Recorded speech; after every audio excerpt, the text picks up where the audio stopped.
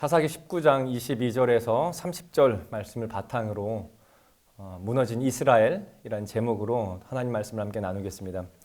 사사기는 크게 두 부분으로 나눌 수 있죠. 첫 부분은 사사들의 이야기를 다룬 1장에서 16장까지의 말씀이고요.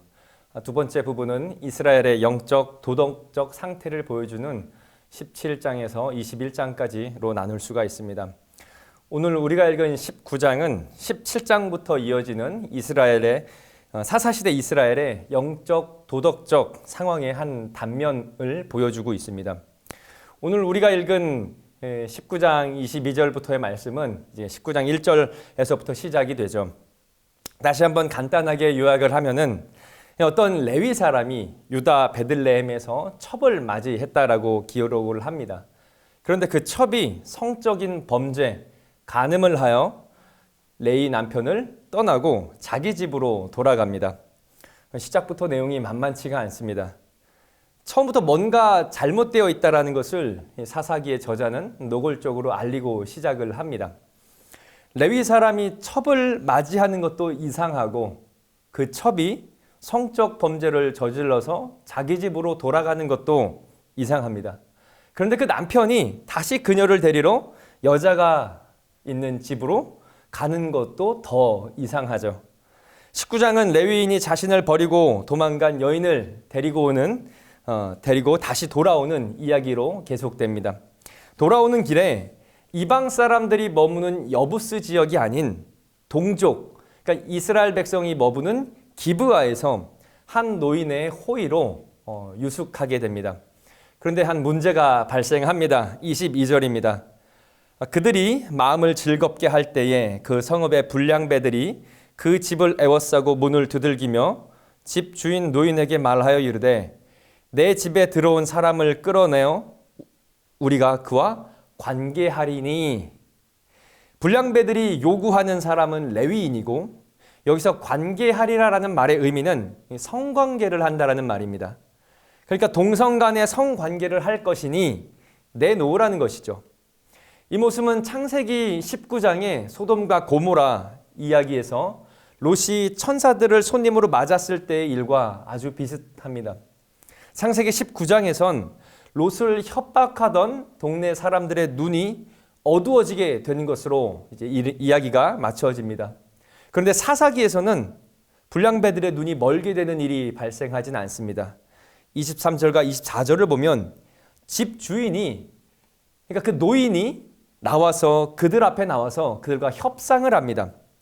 그런데 그 협상의 내용을 보면 정말 상식적으로 납득이 되지가 않습니다.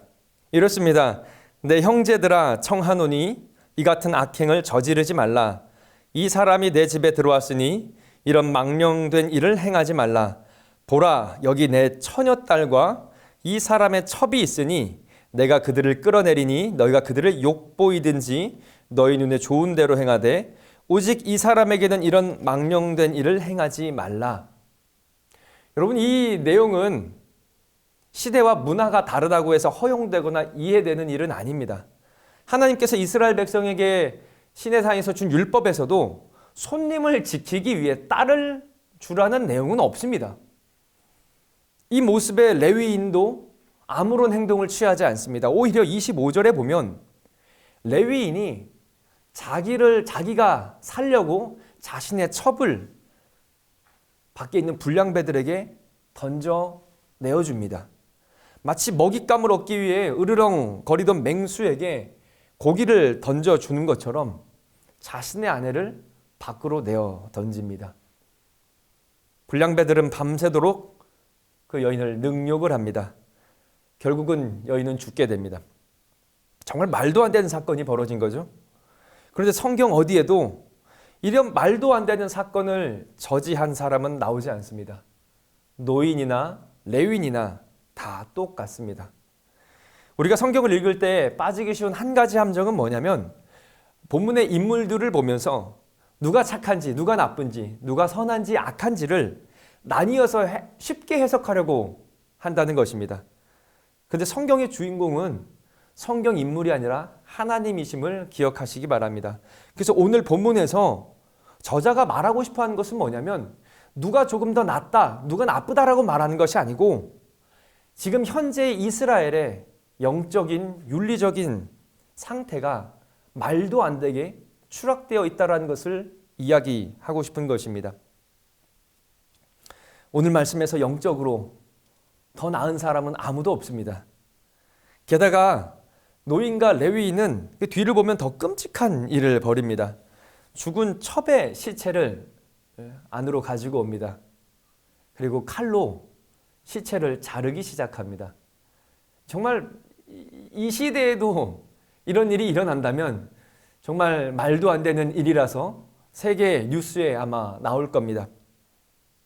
칼로 도막을 냅니다. 12덩이로 만들어서 각 지파로 보냅니다. 원수를 갚아달라는 겁니다. 레위인이 지켜야 할 사항에 시체를 만지면 안 됩니다. 레위인은 거룩해야 되고 죽음의 영역이 아닌 생명의 영역에 거해야 됩니다. 하지만 여기 나오는 레위인은 자신의 분노에 사로잡혀 자신의 존재 자체도 잃어버립니다. 자신의 어떤 역할을 맡았는지도 잃어버립니다. 분노에 사로잡혀서 자신의 첩을 12덩어리로 칼로 자릅니다. 설령 레위인이 아니라고 하더라도 사람이 사람을 토막내어 분노를 표현하는 것은 정말 끔찍한 일이죠. 사사기 19장은 지금 이스라엘의 상태가 모두 이렇다라는 것을 극단적으로 보여주는 겁니다. 더 추락할 것이 없음을 이야기를 해주고 있습니다. 이스라엘의 이러한 모습을 요약하면서 사사기 마지막 절에 저자는 이렇게 요약하지요. 그때 이스라엘의 왕이 없으므로 사람이 각기 자기의 소견에 옳은 대로 행하였더라. 이 번역은 아주 점잖게 번역한 거죠. 조금 더 직설적으로 이야기를 하면 사람이 어떤 양심의 가책도 느끼지 않고 다 자기 생각대로 자기 하고 싶은 대로 살았다라는 것입니다. 사랑하는 성도 여러분, 이 시대는 어떤가요? 아니, 우리는 어떤가요? 이렇게 저렇게 합리화하여 결국은 내가 생각하고 내가 판단한 대로 하고 싶은 대로 살진 않나요?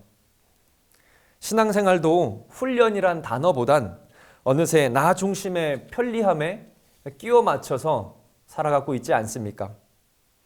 우리의 신앙이 더 나은 그리스도인이 되기 위한 열망과 소망보다는 연약한 신앙인들을 보면서 나의 신앙조차 하향 평준화시키고 있지는 않습니까? 사랑하는 삼일교회 성도 여러분, 우리는 하나님 말씀에 순종하는 자들입니다.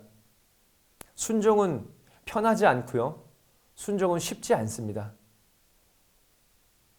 게으른 내 자아와 부딪히고 내 욕심과 정면으로 마주하고 정말 놓기 싫은 것을 놓는 것이 순종입니다. 오늘 사사기 19장을 보면서 우리의 신앙을 점검해 봅시다. 어느새 시대 정신에 매몰되어 있는 것은 아닌지,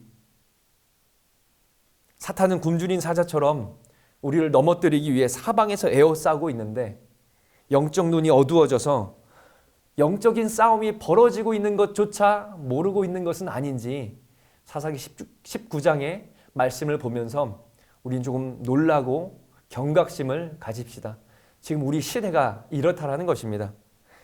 지금 특별 새벽 기도회가 계속되고 있습니다. 말씀에 깨어 있기 위해선 몸부림쳐야 됩니다. 그냥 가만히 있으면 조금 노력하면 될 문제는 아닌 것 같습니다. 정말 몸부림치며 살아야 겨우겨우 하나님 말씀 붙들고 살 수 있는 시대입니다.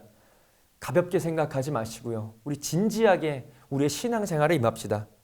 성령께서는요, 영적 전투 현장에서 우리에게 힘 주시고 이 시대에 매몰되지 않는 능력을 주실 것입니다.